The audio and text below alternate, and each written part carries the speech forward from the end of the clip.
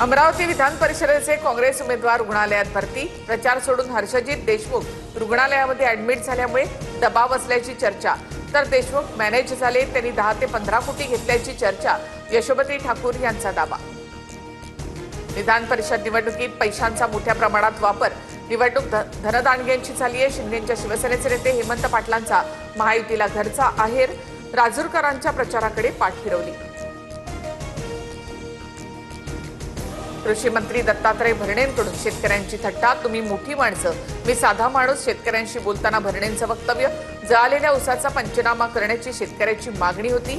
भरणेंचा video viral. सोलापुरात शेतकऱ्यांचं जलसमाधी आंदोलन। गोकुळ कारखान्याने 58 कोटी रुपये ऊस बिल थकवल्याचा आरोप।